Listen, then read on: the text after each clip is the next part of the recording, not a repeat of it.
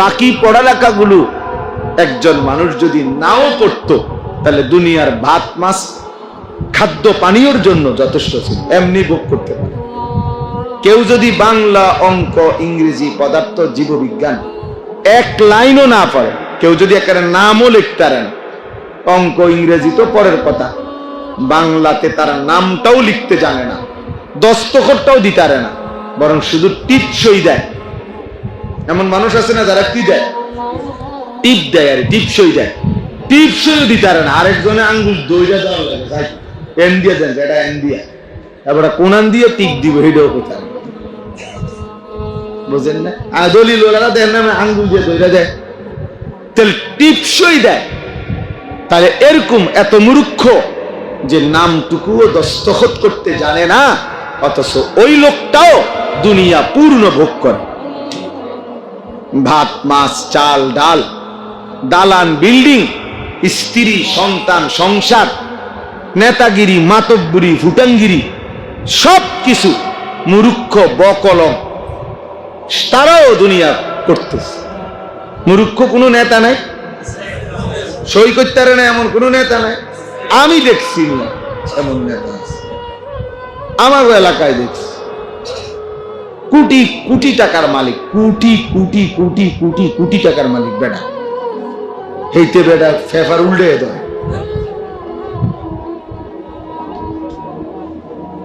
তাইলে এর নামে, এর কোম্পানির নামে ঢাকা শহরের রাস্তার জায়গার নাম হয়ে গেছে ওই কোম্পানির। যাই হোক, তাহলে বুঝাইতে চাইলাম একদম মূর্খ ছিল, দুনিয়া ভোগ করতেছে। তার অধীনের কর্মচারী হলো তোমার ডক্টরেট ডিগ্রি করা কর্মচারী, যে তারে কর্মচারী যিনি বড় পিএইচডি করা, সে কয় ওনারে স্যার স্যার স্যার স্যার, হেইতে স্যার কি এইটাও তো করতে পারে না, তার বাসে জানেনি স্যার। কিন্তু আল্লাহ তাআলা তাকে কোটি কোটি টাকা সম্পদ দিচ্ছে। তাহলে দুনিয়া ভোগ করার জন্য এই পড়ালেখা না হলেও চলত, কিন্তু কোরআন এবং সুন্নাহর ইলম ছাড়া আখিরাত মিলবে না। তাহলে বাংলা অঙ্ক ইংরেজি ছাড়া দুনিয়া মিলবে, কিন্তু কোরআন সুন্নাহ ছাড়া আখিরাত মিলবে না। আখিরাত তোমার মামুর বাড়ি না, আখিরাত তোমার মামুর বাড়ি না, আখিরাত কারো চাচার শ্বশুর বাড়ি না। আখিরাত বন্দিগির বিনিময়। কোরআনুল কারীমের মধ্যে আল্লাহ তাআলা বলছেন, জাযাআম বিমা কানু ইয়ামালুন, আমি আল্লাহ তাআলা তোমাকে এই যে জান্নাতের বিনিময় দিচ্ছি বান্দা, তোমার সারা জিন্দেগীর আমলের বিনিময়ে আমি আল্লাহ দয়া করে তোমার জান্নাত দিয়ে দিলাম। এ তোমার সেজদার বিনিময়। কুলু ওয়াশরাবু হানিআম বিমা আসলাফতুম ফিল আইয়ামিল খালিয়া। আল্লাহ জান্নাতি বান্দাকে বলবে, দুনিয়ার জীবন যে তুমি নেক আমলগুলো করেছিলে, আজকে তার বিনিময়ে আমার এই জান্নাতে খাও পান করো নিশ্চিন্তে নির্বিঘ্নে, নির্বিঘ্নে। এই জন্য প্রত্যেকটা আমলের জন্য ইলম জরুরি, ইলম জরুরি, কোরআন সুন্নাহর ইলম। এমনকি ঈমানের জন্য ইলম জরুরি। ফা'লাম আন্নাহু লা ইলাহা ইল্লা, ফা'লাম, আল্লাহ বলছে এ কথার ইলম অর্জন করো যে লা ইলাহা ইল্লাল্লাহ, আল্লাহ ছাড়া আর কোন ইলাহ নাই। এইটারও ইলম তোমার দরকার যে আল্লাহ ছাড়া আর কোন ইলাহ নাই বলতে কি, শিরিক কি, কুফর কি, তাওহীদ কি, ইখলাস কি, এটাও শেখা দরকার, এটাও জানা দরকার, এটাও বোঝা দরকার। অসংখ্য মানুষ এমনও আছে যাদের জবানে তো কালেমা এটা পড়তে পারে, কিন্তু বিশ্বাসে, কথায়, আচরণে, কলিজার ভিতরে কোনো বিষয়ে সে ঈমান হারা, সে জানেও না। কোন শব্দ, কোন বাক্য, কোন বিশ্বাস এমন করে রাখছে, এমন বলে ফেলছে, যার দ্বারা তার ঈমান চলে গেছে। অথচ সে মুখে এখনো পড়তে পারে লা ইলাহা ইল্লাল্লাহ, এটা কইতে পারে, কিন্তু বাস্তবে তার কি নাই, ঈমান নাই, তার তো খবরই নাই। আন তাহবাতা আমালুকুম ওয়া আনতুম লা তাশউরুন। আল্লাহ বলছে বান্দা, এমন হতে পারে যে তোমার পুরা জিন্দেগীর আমল ছুটে গেছে, অথচ তুমি জানো না। ওয়া আনতুম লা তাশউরুন, তোমার জানাই নাই। আহা ছেলেরা, তোমাদেরকে বলি বাবা, অনেক কথা, অনেক বিশ্বাস এমন আছে যে কারণে বেঈমান হয়ে যায়। অথচ তুমি তো মনে করছো তুমি শুক্রবারে জুমার নামাজ পড়ছো, তুমি মনে করছো তুমি শবে বরাতে নামাজ পড়ছো, তুমি মনে করছো তুমি রোজা রাখছো, কিন্তু এই সবগুলো কাউন্ট হওয়ার জন্য ঈমান জরুরি। এগুলো সব কাউন্ট হওয়ার জন্য ঈমান জরুরি। বিশ্বাস মূল বিষয়। ঈমানের সমস্যা, আকীদার সমস্যা বড় সমস্যা। এজন্য ইলম জরুরি। কোরআন সুন্নাহর ইলম আমাদের প্রত্যেকে জরুরি। আমাদের হযরত মাওলানা আব্দুল মালিক সাহেব দামাত বারাকাতুহুমুল আলিয়া কে আমাদের জাতীয় মসজিদ বাইতুল মুকাররমের যিনি সম্মানিত খতিব, বাংলাদেশের মানুষ তাকে যেটুকু চিনে, আরব বিশ্ব গোটা পৃথিবীর ওলামা মানুষরা তার চাইতে 100 গুণ বেশি চিনে। বাংলাদেশে তিনি যতটুকু সম্মানিত, মধ্যপ্রাচ্যে আরব বিশ্বে উনি তার চাইতে 100 গুণ বেশি সমাদৃত। জানোনি? আসলে আরব বিশ্বের ইউনিভার্সিটিতে হযরতের কিতাব সিলেবাস হিসাবে পড়ানো এই খতিব সাহেব, যার বাবাই বলছিল আব্দুল মালিক রে দিয়ে কি বিহ ভবিষ্যতে তে কেমনে চলবো। আরে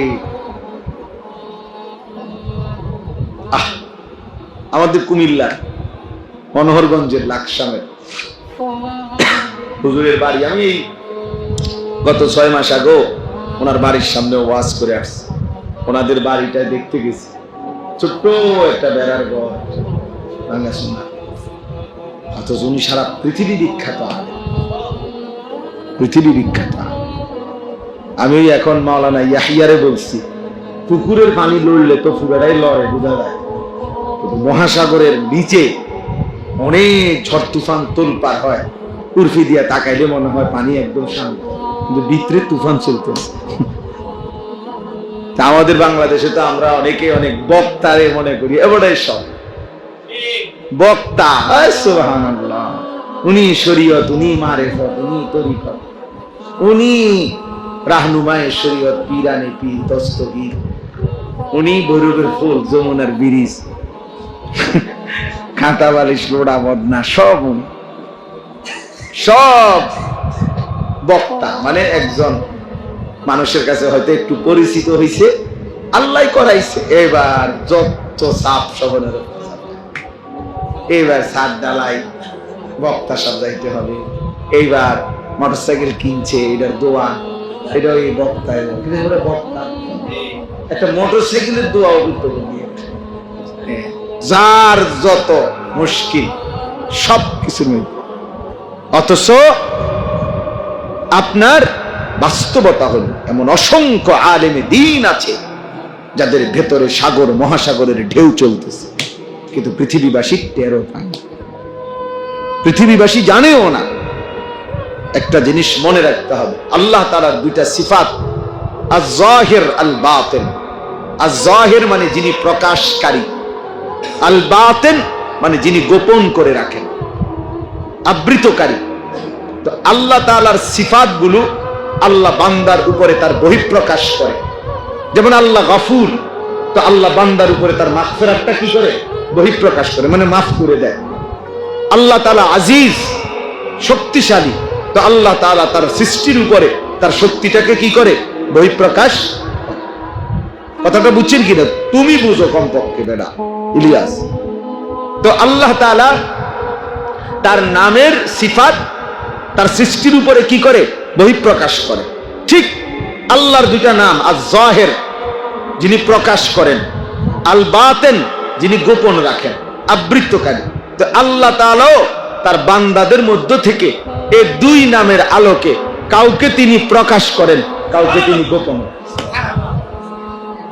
বুঝছেন? এটা আল্লাহ তাআলার কুদরত। যারে তিনি প্রকাশ করছেন, তো তারে আল্লাহ তাআলা আয-যাহির নাম থেকে দিবেন, যারে তিনি গোপন রাখছেন তারে আল বাতিন থেকে। পৃথিবী কেউ চিনছে না আর কি। হাসরের ময়দানে দেখা যাবে বাদশাহ বাদশাহ। তখন বাকিরা এই যারা স্লোগান দিছে তারা গো ইন্না লিল্লাহ, কি দরা খাইলাম, স্লোগান দিলাম কারে? বুজুর্গ বুজুর্গ তো বড়া না, আয় হায় কি ভুল করলাম। এই জন্য আল্লাহ তাআলা তার উভয় নাম জাহের করে, আল্লাহ প্রয়োগ করে, বহিঃপ্রকাশ করে। এই জন্য কাউকে যদি পৃথিবী খুব চেনে তার জন্য শুকর আদায় করা, কাউকে যদি কেউ না চেনে তার জন্য শুকর আদায় করা। সারা দুনিয়া চিনুক বা না চিনুক, আমার মালিক চিনি কিনা সেটা হলো দেখার। আমরা ওই বুজুর্গরা যারা আল্লাহর ওলিরা তো সাদামাঠা উদাহরণ দেয়। আমার মনে আছে আমি ছাত্র জীবনে বয়ানে শুনছি, বুজুর্গ ওলামায়ে কেরাম তো ওই বলছে উদাহরণ দিতে গিয়ে যে নতুন বউ মেয়েরে তার বিয়ে, তো তার বান্ধবীরা তারে নতুন করে সাজাইতেছে কাপড় টাপড় গহনা দিয়ে। হ্যাঁ, তারা খুব সুন্দর করে তারে নতুন বধূ নতুন বউ হিসাবে সাজাইছে। সাজাইয়া সবাই বলতেছে যে মাশাআল্লাহ, তোকে না দারুণ দেখাচ্ছে, খুব সুন্দর হয়েছে, হ্যাঁ শাড়িটা চমৎকার হয়েছে, ওড়নাটা খুব সুন্দর হয়েছে, এভাবে সবাই প্রশংসা করতেছে।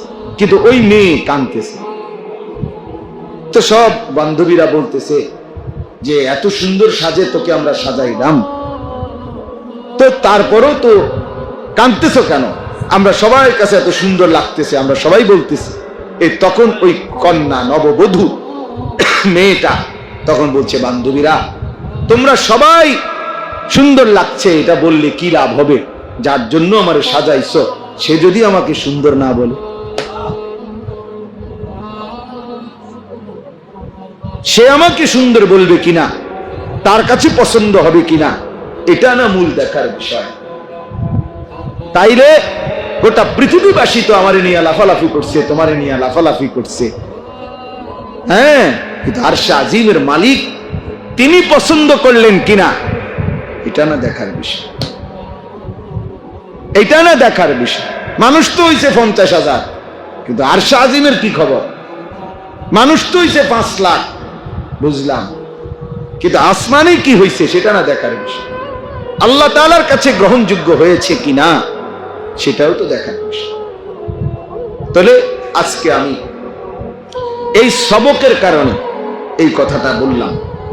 ছেলেরা, বাবারা, তোমাদেরকেও যারা মাদ্রাসার ছাত্র তোমাদেরকেও বলি, বাপ, এ গোটা পৃথিবীর যত চাকচিক্য বিলাসিতা, যার যত নাফরমানি খামখেয়ালি, কেউ মোবাইল টিপতেছে, কেউ চুলের ফ্যাশন করতেছে, কেউ মোটর সাইকেল চলাইতেছে, কেউ 14 বছর বয়সে বাঁধনহীন, কোনো বাঁধন নিষেধ নাই, আনন্দ ফুর্তি মজা করতেছে, নারী ছবি অশ্লীল দৃশ্য নাচ গান বেহায়াপনা অসভ্যতা নোংরামি যা মন চায় তাই করতেছে।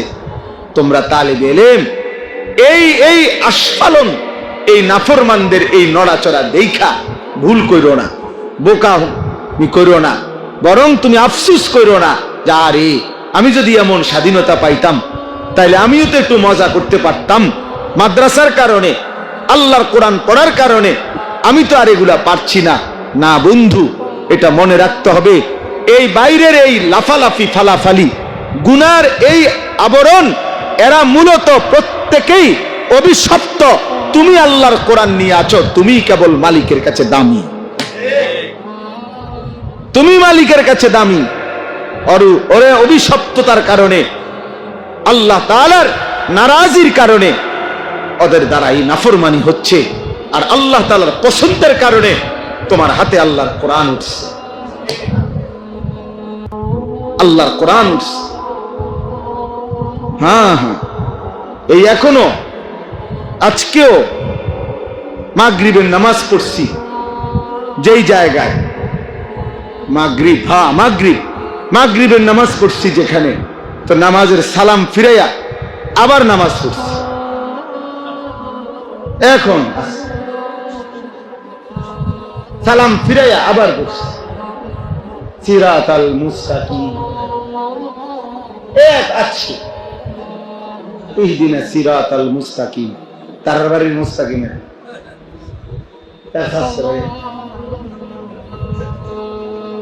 তার মনোস্বাস্থ্য ভাই না আমারই মুস্তাকিম, বুঝছেন?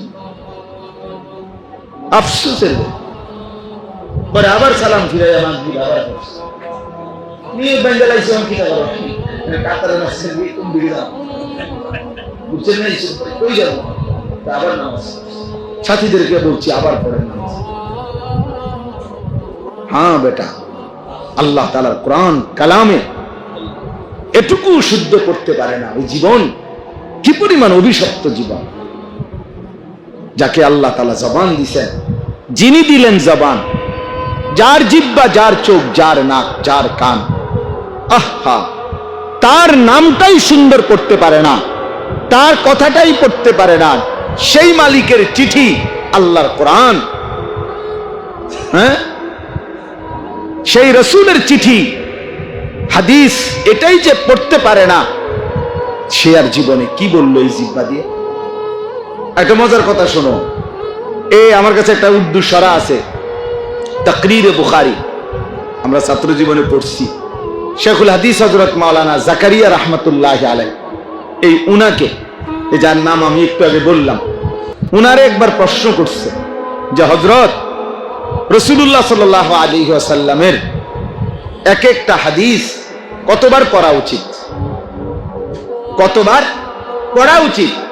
হযরত তখন উত্তর দিছে, ওই উর্দু কিতাব আছে, প্রিয়তমের চিঠি কতবার পড়া উচিত। ভালোবাসার মানুষ যখন চিঠি দেয়, আগের দিনে তো চিঠি ছিল, তো ভালোবাসার মানুষ যদি চিঠি লেখে, সেই চিঠি কয়বার পড়ে? কয়বার পড়ে? একবার পড়ে ফেলে দেয়? 1000 বার পড়ে, 100 বার। প্রিয়তমের মেসেজ কতবার পড়ে? বার। তো রাসূলুল্লাহ সাল্লাল্লাহু আলাইহি সাল্লামের হাদিস তো এভাবে 1000 বার, লাখো বার পড়া উচিত। রবের কালাম বারবার পড়া উচিত। আমার শায়েখ আল্লামা মুফতি মুশতাকুন নবী কাসিমি হুজুর রে, আমি যখন মাদ্রাসার ছাত্র ছিলাম, এরপরে ফারেগ হইলাম, না হয়তো আজকে কমপক্ষে 20 থেকে 22 বছর টানা আমি উনারে দেখতেছি। প্রতি বছর উনি উমরায় যায়, হজে যায়, ধারাবাহিক। আল্লাহর ঘরের প্রতি একটা পাগলা নেশা উনার, মক্কা মদিনার প্রতি। তো আমি একবার উনারে জিজ্ঞাইছিলাম এমনি যে হুজুর, আপনি হজ উমরা কতবার করছেন? আমি বলতেন। তখন হুজুরে আমারে বলছিল, মাওলানা, এক উত্তর দিছে কি সুন্দর। হুজুর বলতেছে, মাওলানা, শ্বশুর বাড়ি মানুষ কয়বার যায় এটা কি গুনে রাখে? আপনি গুনছেন কয়বার শ্বশুর বাড়ি দিয়েছেন? তার মানে প্রিয় জায়গায় কতবার গেছি এটা কি গুনার বিষয়? এত মহব্বতের বিষয়, এত ভালোবাসার বিষয়, এত মহব্বতের বিষয়, মহব্বতের বিষয়। এই জন্য আজকে দোস্ত, এই অনেক যে কয়জন জেনারেল বা শিক্ষায় শিক্ষিত তোমরা যারা ছেলেরা, বাবা, তোমাদের ওই পড়ালেখার প্রতি আমাদের কোনো ঘৃণা নাই। আমরাও জেনারেল লাইনে পড়ছি, কিন্তু শুধু একটাই অনুরোধ, কোরআনুল কারীমের এই সবক, আমি আজকে রাজাবাড়ি মাদ্রাসার এই সবকে এটা বলব যে তোমরাও সবাই, এবং আপনারা যারা কোরআন শরীফ পড়তে পারেন না, প্রত্যেকেই নিয়ত করেন, এই জবান আল্লাহর দেওয়া, এই চোখ আল্লাহর দেওয়া। যার চোখ তার নাম বলতে পারে, যার জিহ্বা তার নাম পড়তে পারে না, তার কালাম পড়তে পারে। আলাম নাজআল লাহু আইনাইন ওয়া লিসানান ওয়া শাফাতাইন। আল্লাহ তাআলা জিজ্ঞাসা করবে যে বান্দা বলো, আমি কি তোমাকে 2টা চোখ দেই নাই? আলাম নাজআল লাহু আইনাইন, আমি কি জিহ্বা দেই নাই? আমি কি 2টা ঠোঁট দেই নাই? আমি দিলাম, আমার নাম পড়তে পারো না কেন? আমার নাম বলতে পারো না কেন? আজকে সারা পৃথিবীতে মুসলমানদেরকে নিয়ে সামসি বিশ্ব ঠাট্টা করতেছে। মুসলমানের রক্তে জমিন ভাসতেছে, মুসলমানের লাশ আকাশে ছিন্ন ভিন্ন হয়ে টুকরা টুকরা হয়ে যাইতেছে। আর বেঈমান শুধু বক্তব্য দেয়, বিবৃতি দেয়, আলোচনা করে, বৈঠক করে, এই সেই নয় ছয় কথা বলে। কারণটা কি? কারণ আমাদের রবের সাথে আমাদের সম্পর্ক, আমাদের মালিকের সাথে আমাদের সম্পর্কের ঘাটতি, যার কারণে নাফরমান বেঈমান আমাদের সাথে ঠাট্টা মশকারি করছে, ঠাট্টা মশকারি করছে। এজন্য আমরা প্রত্যেকেই আমাদের আল্লাহর সাথে আমাদের সম্পর্ক ফিরাইতে হবে, নাই তো মুসলমানের বিজয় আসবে না বন্ধু। ধীরে ধীরে ধীরে ধীরে মজলুমের সংখ্যা বাড়তেছে, মজলুমানের সংখ্যা। বিরত থাকার তো কোনো নামই নাই, বরং ইসরায়েলের ইহুদি কুত্তারা গাজা, রাফা, মুসলিম অধ্যুষিত এই জায়গা একদম সমান করে ফেলছে। এখন আর একটা ঘরও মাটির উপরে অস্তিত্ব নাই, একজন মুসলমানেরও নাই, সব সমান করে ফেলছে গত কয়েকদিনের আক্রমণে। তাহলে আমি বেশি আফসোস লাগে আমার, যার কলিজার ভিতরে ঈমান আছে, ইসলাম আছে, সে কিভাবে এই নির্মম পরিণতি মুসলমানের দেখে।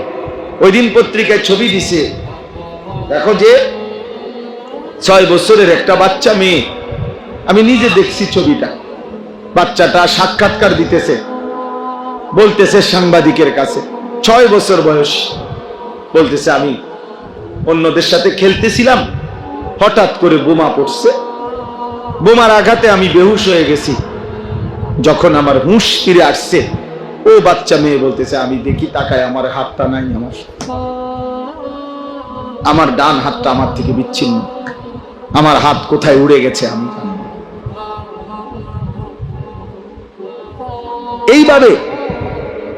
এইভাবে জলজ্জান্ত 3 বছরের 10 বছরের মাসুম নিষ্পাপ বাচ্চা যারা হত্যা করে, তারা তো কুত্তাও হইতে পারে না, মানুষ তো দূরে থাক, এরা তো কুত্তাও না। ইসরায়েলের এই বেঈমানগুলো, নেতানিয়াহুর এই অনুসারীগুলো, কিন্তু তারা এইভাবে মুসলিম নিধন করছে। আর আমাদের ছেলেরা, আমাদের মুসলমান ছেলেরা এখনো আগের মতোই চুল, চেহারা, মোবাইল, নারী, ছবি, অশ্লীল দৃশ্য, এত পাষাণ যে এক ফোঁটা চোখের পানি পড়ে। আয় হায় হায়, জালেম! কেমনে এত বড় জালেম হইলি বেটা, কেমনে এত বড় জালেম হইলি বেটা। একই সময়ে পৃথিবীতে যখন, এটা তো ঘটনা যদি এমন হইতো যেটা রূপকথা, গল্প, পিছনের কোনো কাহিনী, এটা তো এই মুহূর্তের চলমান বাস্তবতা। পৃথিবীর এই ছোট্ট পৃথিবীর এক পাশে যখন মুসলমানের রক্তে লাশে জমিন গড়াগড়ি খাচ্ছে, আর আমাদের ছেলেরা এক ওয়াক্ত নামাজও পড়ে না, সারা দিন মোবাইল থেকে চোখটাও ফিরায় না। কেমনে জাতি টিকবে? কিভাবে ঠিক? এই জন্য এই অল্প কয়েকজন আমরা যারা আসছি, 1 নম্বর তালেব ইলম, তোমাদের কথা শেষ, তোমাদের কথা বলছি আমি, কোরআন এবং সুন্নাহর ইলম এটাই শ্রেষ্ঠতম ইলম। অতএব গোটা পৃথিবীর নাসক লাফাক, গোটা পৃথিবী বেহায়া উলঙ্গপনা হয়ে যাক, তুমি ওইখানে দাঁড়াইয়াও বলবা লা ইলাহা ইল্লাল্লাহ। अगरचे बुत है जमात की आस्तीनों में, मुझे है हुक्म खुदा ला इलाहा इल्लल्लाह। আমি শুধু আল্লাহকেই মানি, আমি দ্বীন মানি, আমি কোরআনই মানি, আমি রাসূলুল্লাহ সাল্লাল্লাহু আলাইহি ওয়াসাল্লামের হাদিসকেই মানি। আমার আব্বা, আমার মনে আছে, আমি যখন এসএসসি দাখিল পাশ করছিলাম 1998 সালে, সায়েন্স বিজ্ঞান বিভাগ থেকে সারা বাংলাদেশে ফার্স্ট হয়েছিলাম, সমগ্র বাংলাদেশে 1 নাম্বার। তো অনেকেই আব্বার মুসল্লিরা কুমিল্লা শহরে আব্বারে বলছিল, হুজুর আপনার এই ছেলেটারে জেনারেল লাইনে পড়ান, বড় কিছু হবে, তার রেজাল্ট ভালো, মেধাবী, ইত্যাদি ইত্যাদি। আমার আব্বা বলছিল যে আসমান যদি ভাঙ্গা আরেকবার হয়, জমিন যদি উল্টাইয়া আবার ভাও হয়, হইতে পারে, কিন্তু আশরাফ, আমি আলী আশরাফ আমার আব্বার নাম, এই যে আমার নামে আশরাফি, এটা আমার আব্বার নাম। তো আমি আলী আশরাফ যে সিদ্ধান্ত নিছি আমার সন্তান যতগুলো সবগুলো দিন শিখবে, এখান থেকে আমি এক চুল নড়ব না, এক চুল নড়ব। হ্যাঁ, এই জন্য আমরা প্রত্যেকেই দিন শিখি। তোমরা আর যারা তোমরা এমনি আসো, ছেলেরা বাবারা, সবার কাছে অনুরোধ করছি, আমরা মুসলমানদের এই নির্মম করুণ হালাতে আমাদের বিবেকের কাছে, এটা একজনকেই বললাম, আমি একজনকেই বলি, এটা আমাদের দাবি, এটা আমাদের বিবেকের দাবি। এখন আমরা আল্লাহর কাছে কান্না করব, কমপক্ষে চোখের পানি ফেলা, আল্লাহকে সেজদা করা, আল্লাহর দিকে ফিরে আসা, আল্লাহর দিকে ফিরে আসা। আল্লাহ তাআলা এখানে তিনটা আমল বলছেন, এই সংক্ষেপ কথা শেষ। আল্লাহ বলছেন যে হে রাসূল সাল্লাল্লাহু আলাইহি ওয়াসাল্লাম, ফজরের নামাজ সহ আপনি 5 ওয়াক্ত নামাজ যত্নের সাথে আদায় করুন। 2, রাত্রি গভীরে তাহাজ্জুদ নামাজ আদায় করুন। 3, বেশি বেশি আমি আল্লাহ তাআলার কাছে দোয়া করতে থাকুন। এই 3টি আমল যদি ঠিকমতো করেন, ফজর সহ 5 ওয়াক্ত নামাজ, রাত্রি গভীরে তাহাজ্জুদ নামাজ, আর বেশি বেশি দোয়া, তো আমি আল্লাহ ওয়াদা দিলাম, যা আল হাক্কু ওয়া যাহাকাল বাতিল, তাহলে হকের বিজয় হয়ে গেল, বাতিলের পরাজয় হয়ে গেল।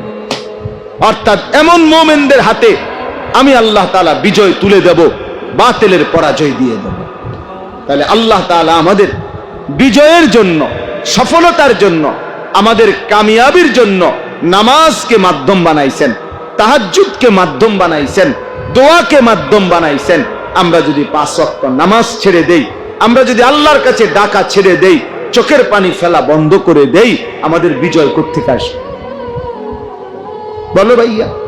1948 সালে ফিলিস্তিন, এই ইসরায়েল জুলুম শুরু করছে। আজকে 77 বছর মুসলমানরা নির্যাতিত ফিলিস্তিন। এই 77 বছরে কত মিটিং, কত ফিটিং, কত গোল টেবিল, কত বৈঠক, কত আলোচনা, কত কিছুই করলো, কিন্তু ফিলিস্তিনের সমস্যা সমাধান হয় না।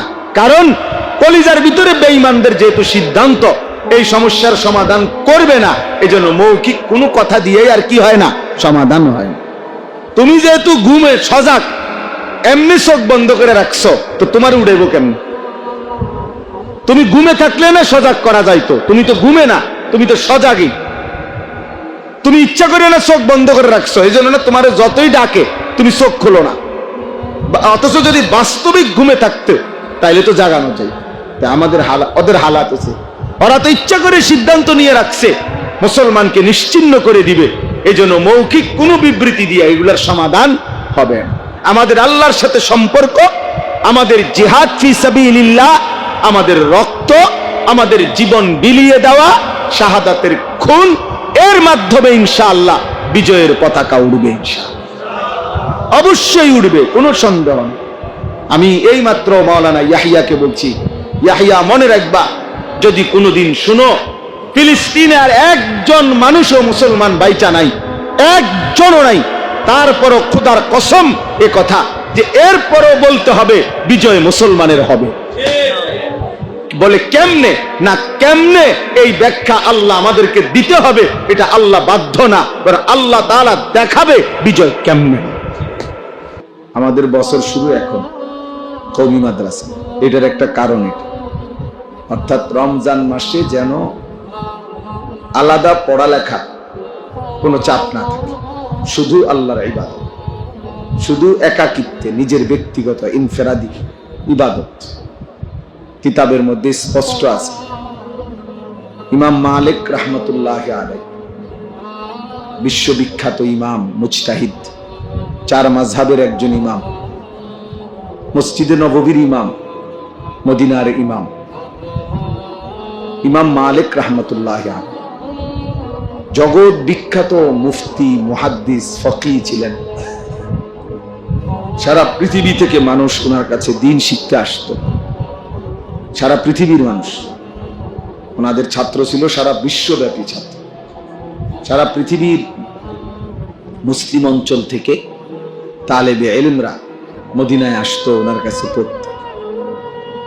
কিন্তু যখনই তিনি রমজান আসতো, স্পষ্ট আমরা আরবি কিতাবে পড়ছি, ফিকহুল আদইয়া ওয়াল আযকার, আমার কাছে একটা আরবি কিতাব আছে, এই কিতাবের মধ্যে আছে যখনই রমজান মাস শুরু হতো তো ইমাম মালিক রাহমাতুল্লাহি আলাইহি ইয়াফিরু মিন কিরাআতিল হাদিস ওয়া মুজালাসাতি আহলিল ইলম।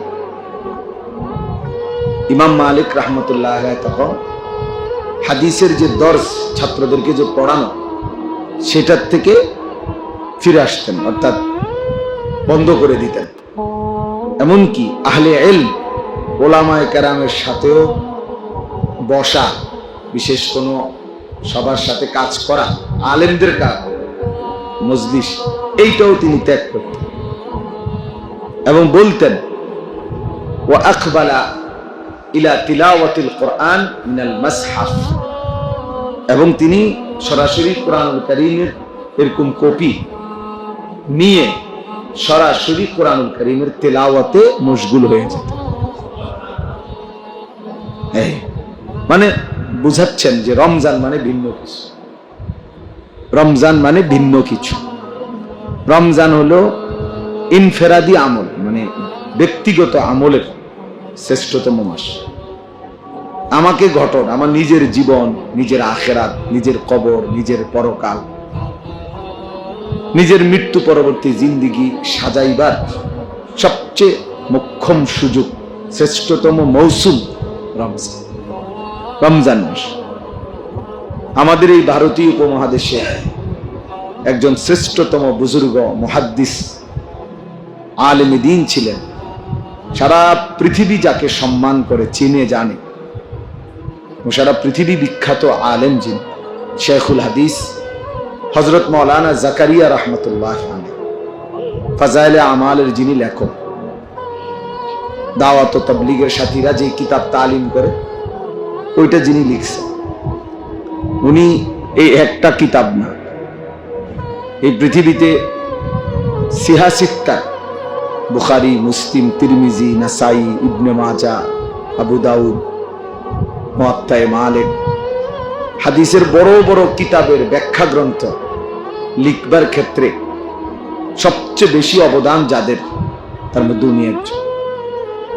উনি পৃথিবী বিখ্যাত মুহাদ্দিস।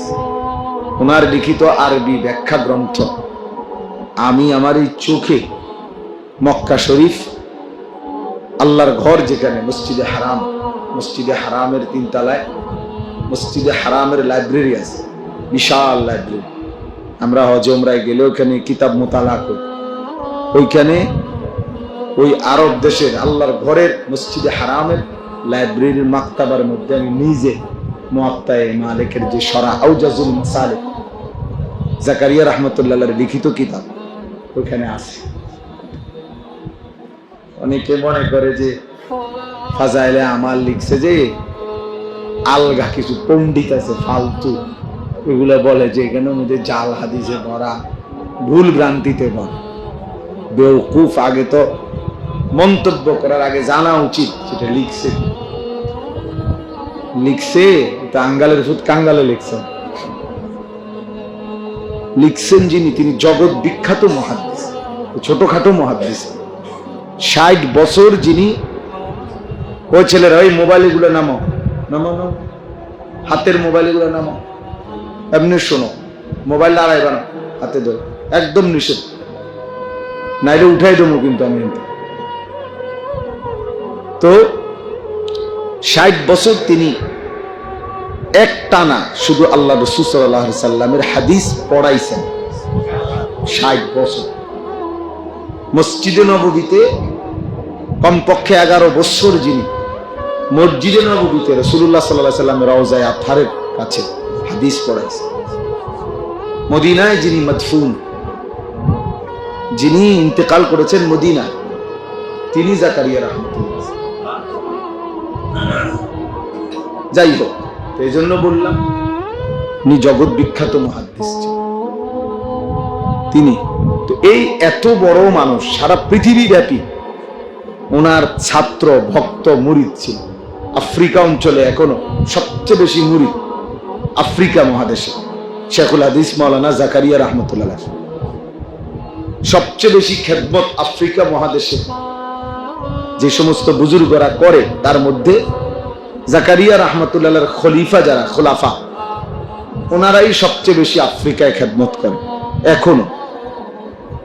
এখন তো আমাদের হযরত মাওলানা ইব্রাহিম আফ্রিকি সাহেব, তো জাকারিয়া রহমতুল্লাহর শাহগির রশিদ, এই বছর যিনি আফ্রিকা থেকে থাকেন, উনি আমাদের বাংলাদেশে ইতিকাফ করছেন ঢাকা সাইনবোর্ড। শেষ দশকে ওনার সাথে কমপক্ষে 4000-এর চাইতে বেশি মানুষ ইতিকাফ করছে এই বছর, 4000। এই জন্য বললাম, তো ওনার বিষয়টা কেন বললাম, শেখুল হাদিস হযরত মাওলানা জাকারিয়া রহমতুল্লাহ আলাইহি এত বিখ্যাত মুহাদ্দিস ছিলেন, আলেম ছিলেন, ফকি ছিলেন, পীর ছিলেন, বুজুর্গ ছিলেন। কিন্তু যখনই রমজান আসতেন, তো এই দর্স তাদরিস, পড়ানো, হাদিস শেখানো, হাদিস পড়ানো, ফতোয়া, মানুষের সাথে দ্বীনি যত ব্যস্ততা ছিল সব বন্ধ করে দিত। এটা একেবারে স্পষ্ট ওনার জীবনীতে আছে, উনি সব বন্ধ করে দিত। এমনকি কিতাবে আছে যে উনি দরজার সিটকারি লাগাই দিতেন রমজান মাস।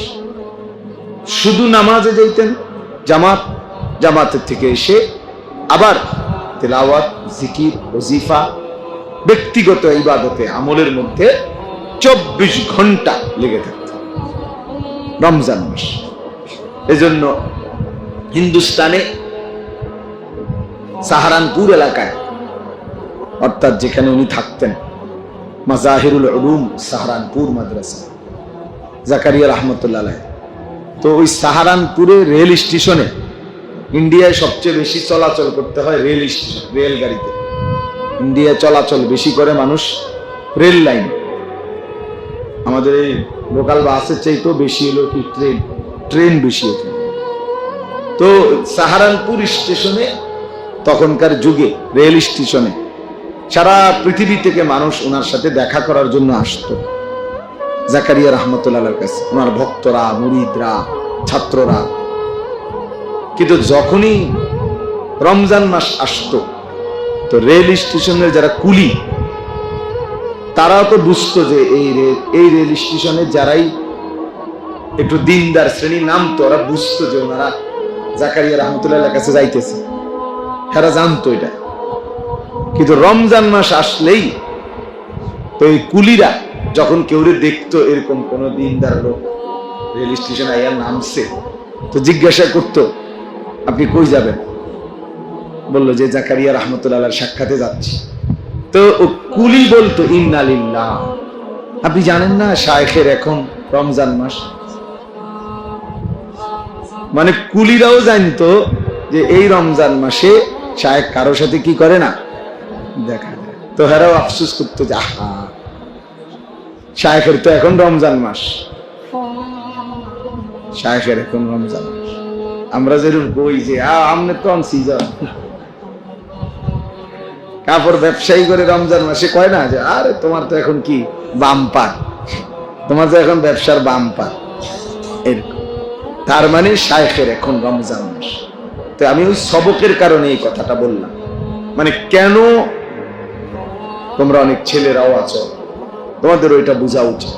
আমাদের কওমি মাদ্রাসা রমজানের পরে বছর শুরু করে কেন? আর রমজানের অর্থাৎ শাবান, যেটা আমরা লাইলাতুন নিসফি মিন শাবান, শবে বরাত বলি, স্বাভাবিকভাবে আমাদের এই শবে বরাতের আগেই বছর কি হয়ে যায়, শেষ হয়ে যায়। বার্ষিক পরীক্ষা, সালানা পরীক্ষা হয়ে যায়। তো এই পর থেকে পুরা রমজান ব্যাপী আমাদের ফিকির থাকে, তার ব্যক্তিগত আলাদা পড়ালেখা, ইবাদত, আমল, তেলাওয়াত, দোয়া ইত্যাদি আমল। আবার রমজানের পরে নতুন বছর শুরু হয়। এই জন্য এটা রমজান মাসটাকে আলাদা আল্লাহ পাকের ইবাদত এবং বন্দিগিতে আদায় করার জন্যই আমাদের বুজুর্গানে দিন যুগ যুগ ধরে এই নিজাম চালু করেছে। এই জন্য আজকেও আলহামদুলিল্লাহ এই ধারাবাহিকতায় এই কয়েকদিনের মধ্যে আগামী এক সপ্তাহের ভিতরে বাংলাদেশের শত শত হাজার হাজার মাদ্রাসায় সবক দেওয়া হবে। আমাদের বুজুর্গরা ওলামারা বিভিন্ন মাদ্রাসায় সবক দিবেন। তো আজকেও যে এই মাদ্রাসার যা বাচ্চাদেরকে সবক দেওয়া হলো, আল্লাহ তাআলা প্রত্যেককে আলেমে দ্বীন হিসাবে কবুল করে নেন। ইলম অনেক বড় নিয়ামত, যাকে আল্লাহ তাআলা ইলম দান করছেন, কোরআন সুন্নাহর ইলম, তাকে আল্লাহ তাআলা সবচেয়ে বড় নিয়ামত দান করছেন। কোরআনুল কারীমের মধ্যে আছে আল্লাহ তাআলা বলছেন, ইয়ারফাইল্লাহুল্লাযীনা আমানু মিনকুম, আল্লাহ তাআলা যারা ঈমানদার তাদেরকে মর্যাদাবান করেন, সম্মানিত করেন, উচ্চ মর্যাদাবান করেন। তবে আল্লাহ তাআলা বলতেছেন ওয়াল্লাযীনা উতুল ইলমা দারাজাত, আর তবে যাদেরকে আল্লাহ তাআলা ইলম দান করছেন তাদের মর্যাদার কোনো সীমা পরিসীমা নাই। দারাজাত, তাদের মর্যাদা সীমাহীন, অগণিত, বহু বচন, কোনো সংখ্যা নির্ধারণ নেই। এজন্য সবার এটা বোঝা উচিত, সবার, যে কোরআন এবং সুন্নাহর ইলম আল্লাহ তাআলা যাকে দান করছেন তার সমকক্ষ এই জেনারেল লাইনের সবগুলো বই একত্র করলে হবে। সারা পৃথিবীর সমস্ত ইউনিভার্সিটির পড়ালেখা একত্র করলেও কোরআন সুন্নাহর কাছেও আসবে। এই জন্য উচ্চ শিক্ষা কিংবা উচ্চ শিক্ষিত কেউ যদি বলে তো সেটা একমাত্র কোরআন এবং সুন্নাহর ইলম। কোরআন সুন্নাহর ইলম ছাড়া কেউ যদি অন্য কিছুকে উচ্চ শিক্ষা বলে তো সে তার ঈমানের সমস্যা, তার ঈমানের মধ্যে কি সমস্যা। কারণ কোরআনুল কারীমের সামনে, রাসূলুল্লাহ সাল্লাল্লাহু আলাইহি ওয়াসাল্লামের সুন্নাহর সামনে বাংলা, অঙ্ক, ইংরেজি, পদার্থ, জীববিজ্ঞান, রসায়ন বিজ্ঞান, চিকিৎসা বিজ্ঞান, এরপরে যে কারিগরি শিক্ষা, এরপরে যত ইঞ্জিনিয়ারিং, সব কিছু একসাথ করলেও কোরআনুল কারীমের সূরা ফাতিহার একটি অক্ষরের সমান মর্যাদা হবে না। তাহলে কাজেই যেটা শ্রেষ্ঠ ইলম, তো ওই ইলমে যারা শিক্ষিত তারাই উচ্চ শিক্ষিত, তারাই সবচেয়ে বেশি জ্ঞানে এবং ইলমে তারাই ধনী। এজন্য আমি অনেক সময় বলি, ওই যে ইলম, এটার অর্থ শুধু জ্ঞান বললেই যথেষ্ট না। ইলম অর্থ বাংলা যদিও বলা হয় জ্ঞান, কিন্তু আসলে ইলম এটা আলাদা পরিভাষা। নামাজ অর্থ শুধু প্রার্থনা বললেই নামাজ বুঝায় না। নামাজ মানে প্রার্থনা না, না প্রার্থনা না। নামাজ একটি পরিভাষা, সালাত, এটার একটা নির্দিষ্ট কাইফিয়াত আছে, যার যে কোনো ভাবে প্রার্থনা করলেই সেটা নামাজ হয় না।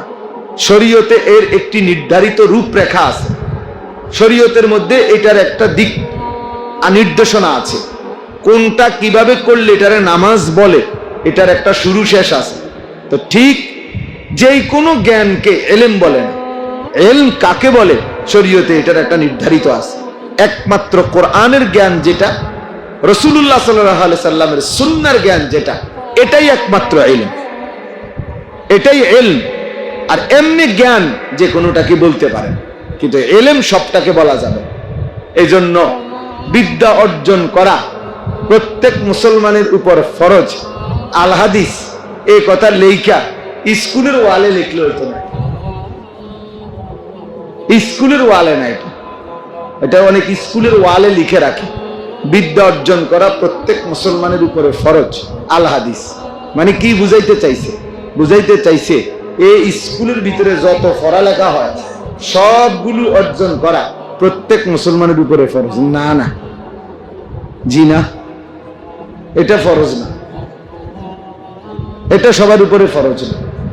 ফরজ হলো কোরআন সুন্নাহর ইলম শিখা প্রত্যেকের উপরে ফরজ। কথা বুঝছেন কিনা ছেলেরা? তোমরাও বুঝছো।